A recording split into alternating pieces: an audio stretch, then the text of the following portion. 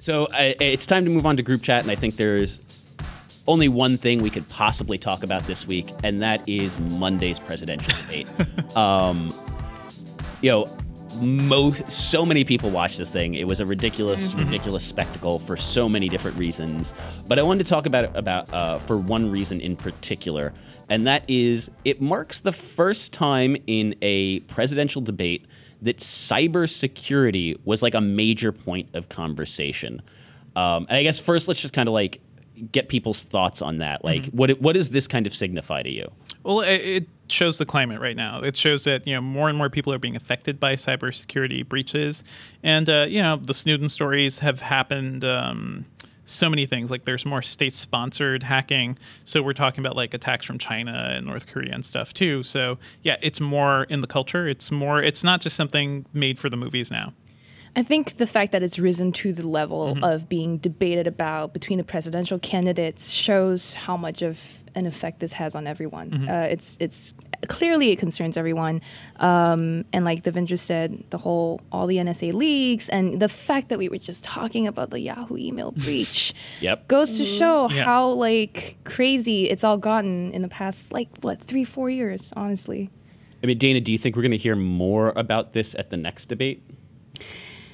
No, I mean, I am sort of surprised anytime any science or tech topics like this get that much airtime. I don't think for a lot of Americans they're a huge voting issue or their top voting issue. So I'm surprised that they get that kind of airtime on a national stage at all. Not unpleasantly surprised. I mean, it's good, but I don't take it for granted. It makes sense that the debate organizers and the person moderating would want to ask those questions because they're journalists typically, and they know what's kind of a big deal now too. Yeah. Well, I mean, I guess I'm a little bit less surprised by it. I think because the last couple of years in particular has seen such a number of super high profile hacks. There was I'm blanking. Target. There's Target, Home Depot, Dropbox, LinkedIn. Yeah. So and there was a couple of health insurance companies too. Aetna was one of them. Aetna, I think, was one of them. We were affected, or I was affected by. Were you? Ooh, sorry. It's okay. Tim Kaine, the vice presidential candidate on the Democratic ticket, his information was caught up in one of those hacks as well. So I mean, it kind of makes sense to me. I do wonder how much more of an issue it's going to be, though. Like, I'm wondering if this is kind of like we addressed it briefly and now we're done and we move on. I mean, the wiser thing would be for us to talk more about this, because part of what was brought up is that the wars of the future won't necessarily just be about like typical ground wars. It's a bigger deal when it comes to state security now. And so I think that's a really interesting point. I think this is a good moment to sort of pause it real quick and play Hillary Clinton's response in particular.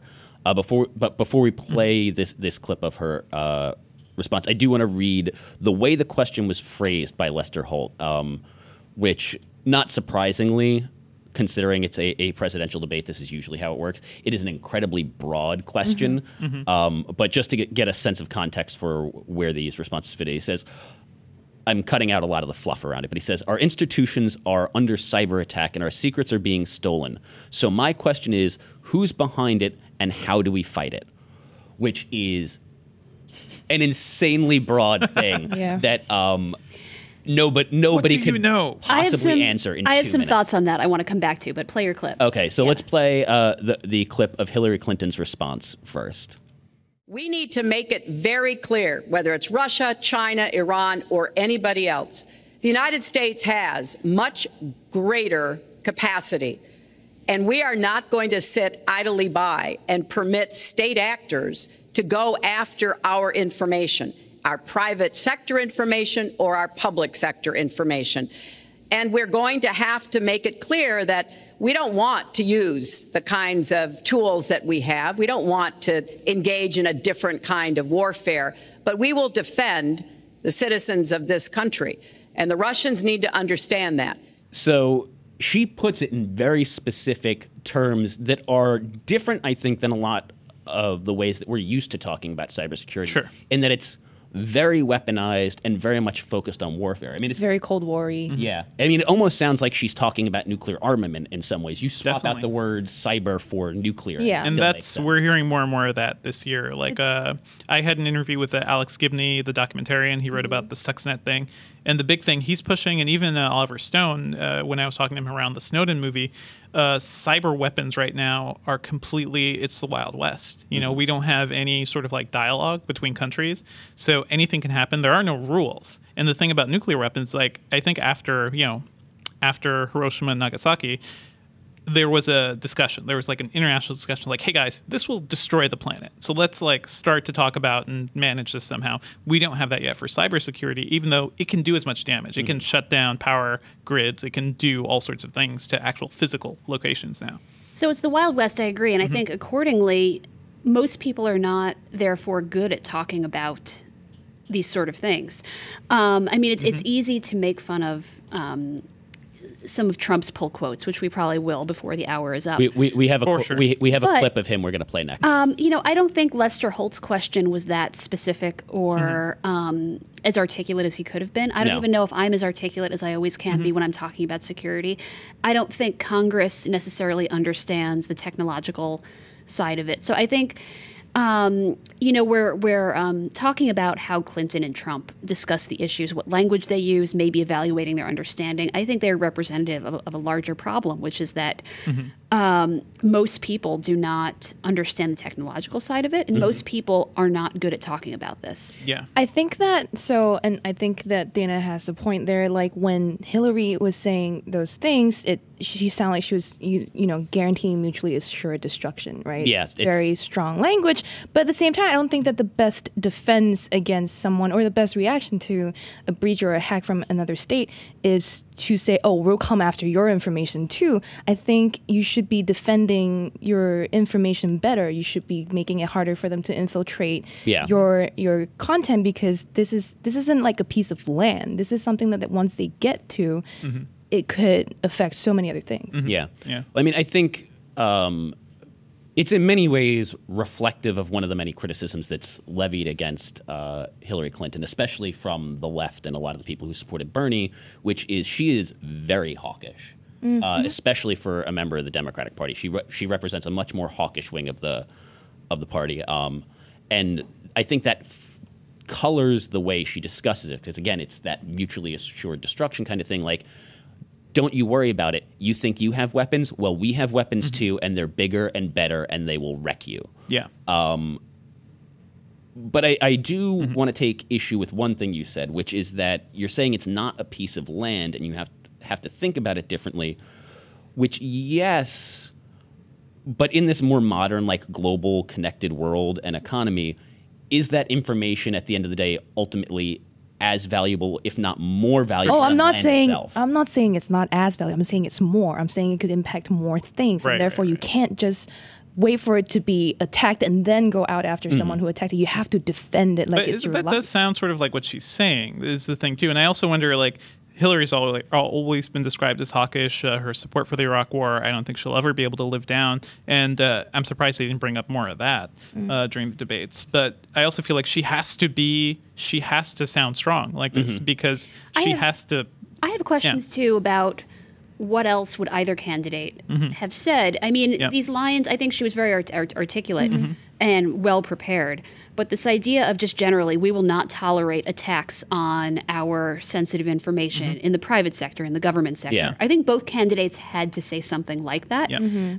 What would have made this a more valuable conversation, do you think? Would it have been specific solutions beyond that? I mean, I think specific solutions would have been useful. I mean, the thing that we have to accept, unfortunately, about a venue like this is the presidential debate format is not constructed for actual, like, detailed policy debate. Not at all. It's more about talking points and making your opponent look bad. And this is one of the more complex issues. And they're all complex issues. This but is very complicated. And I do want to agree with you 100% that Lester Holt's question, as much as I'm going to say, honestly, I thought he did a decent enough job moderating. Second half, when he re-entered the building. He went for a coffee break. He wasn't great, but he did an okay job. I'm certainly not going to beat him up over it, but this He needs is a buzzer. He should have had your needs a buzzer. Yep. He should have had Literally my what I was buzzer. about to say. Yeah. But that question air in horn. particular was one that bothered me because it was so broad and so nonspecific, and especially the who is responsible part, which is so highly nonspecific. Because what are you talking about? Who is responsible for what? Which one? What attack? Which attack? But Although I will say Hillary answered well. Yeah, She listening said Russia, sometimes, which has exactly. been consistently blamed for a lot of the attacks on the Yeah. Democrats right now, and even I think just a couple days ago we heard of another one. Yeah. That's like their enemy right now. And she used it to spin towards Trump, encouraging Putin to Yes. Yep. act the Yeah. I mean, It's that's a great. 1-2 punch. Yeah, Beautiful. She did do a very excellent job of kind of going after him in that. Once again, not super policy oriented, not like great conversation about how you actually do something, but 100% effective debating. Yeah. I do want to come to Trump's defense about one thing real quick, though. This will probably be the only time I ever do this. He is kind of right, though, to question whether or not we can say Russia is 100% behind this stuff. While the intelligence agencies do kind of come to an agreement that Russia is most likely, there's a huge problem with attribution when it comes to attacks and hacks, especially state-sponsored ones. I will, in the description for this, drop a link to a great piece by Violet Blue, one of our columnists, about the problems with attribution and how even at the end of the day, if somebody says they're fairly confident, that's still like not good enough to hang anything legally around anybody's neck for the most part. But yeah, I think I wish he had said that though, instead of trying to I Make mean, it about soften the the blow. guy sitting on Yeah. their bed who weighs 400 pounds. yeah. So Oh, why man. don't we play his this? supporters? That's all his supporters. We need to hear this. Let's play this clip real quick, and then we'll talk about Trump's And for answer those- to this For question. those watching us watching this, good luck. Yeah. Look at the mess that we're in. As far as the cyber, I agree to parts of what Secretary Clinton said. We should be better than anybody else, and perhaps we're not. I don't think anybody knows it was Russia that broke into the DNC. She's saying Russia, Russia, Russia, but maybe it was. I mean, it could be Russia, but it could also be China. It could also be lots of other people. It also could be somebody sitting on their bed that weighs 400 pounds, okay? Okay. And 4chan explodes. Of course. Let's leave the morbidly obese people out of this. Yes, for sure. Okay. Well, no. I want to come. I'm going to skip over the cyber. Yes. Which is the really easy Oh man.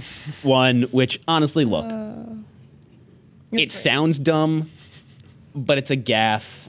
Hillary said dumb things before. George Bush had nuclear. But he only called it cyber. It's not And even the just the internet's- cyber. It's cyber. Yeah. And cyber means something when you use it on its own. I know.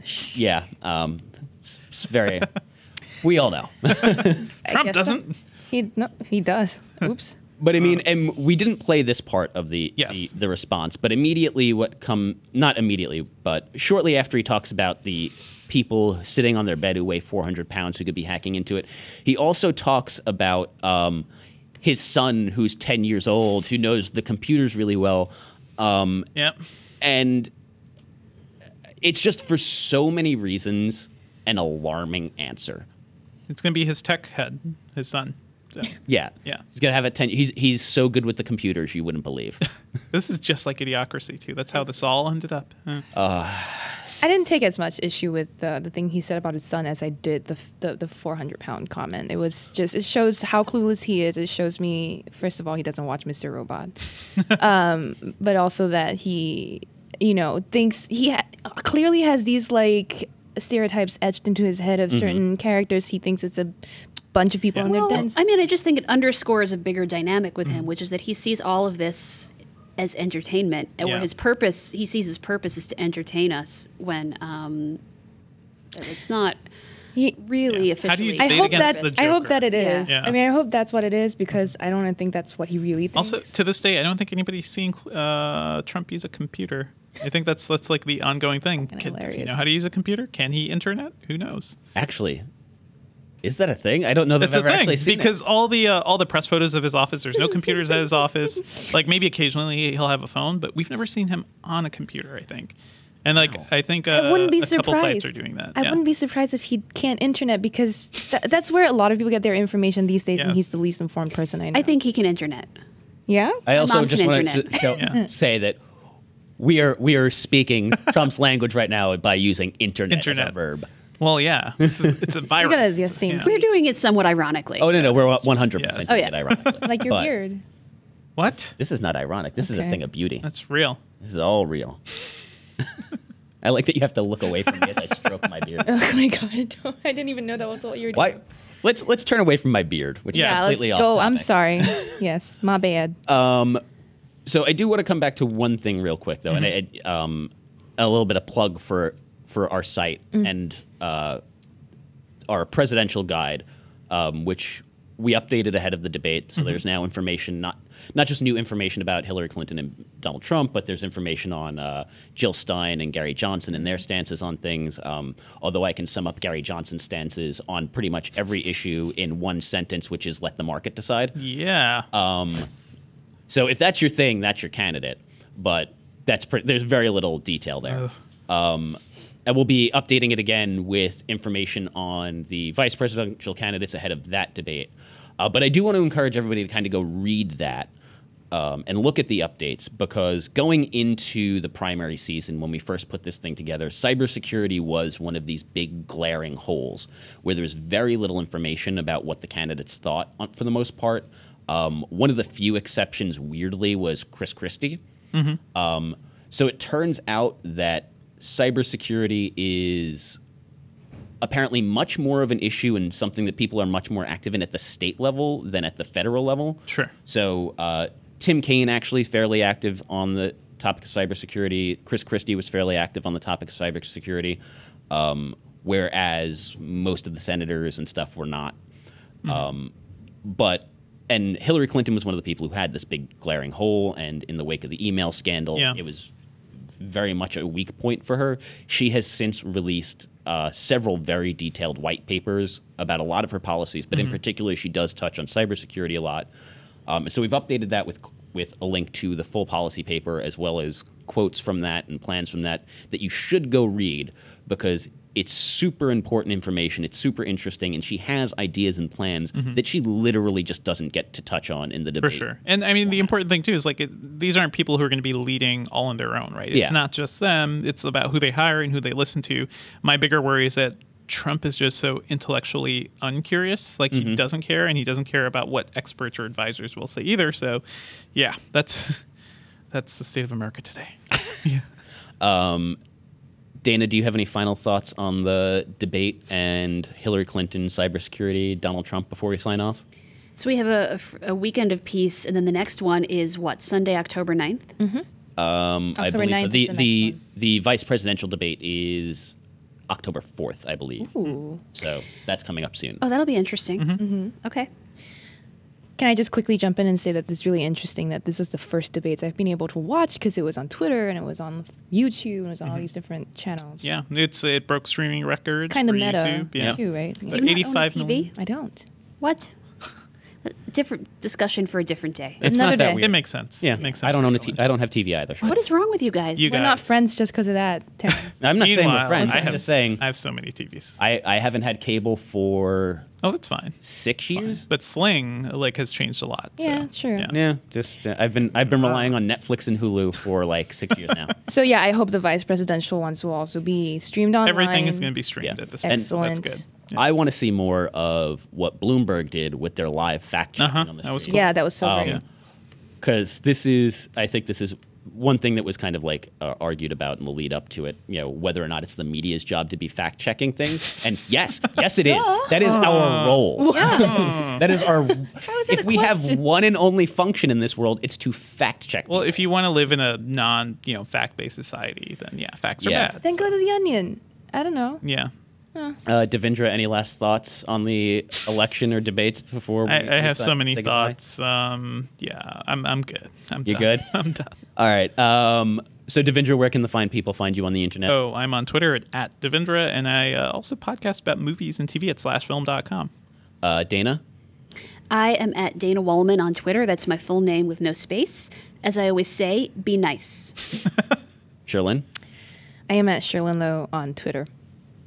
Let's not forget that Cherlynn how she judged that one debate. Wow, Yeah. Devindra, wow. Let's just send all the comments. Just a reminder, he's a sore loser. Clearly. And I am at Terrence O'Brien, lots of E's, no A's on Twitter. And as always, thank you for watching. Please send us your questions, comments, concerns, any feedback. You can hit us up on Twitter at Engadget Podcast, or email us at podcast@Engadget, or just send all your hate mail direct to Cherlynn. So See, I always get targeted. Thank you for watching. Make sure to join us next week where we'll have plenty more. But before we go, I want to leave you with the comment of the week, which comes from MNC77024. Hell of a name, guy. I want it to track my horniness and my ability to make cornbread. You sure you didn't comment that? I'm pretty sure. Your name. Yay.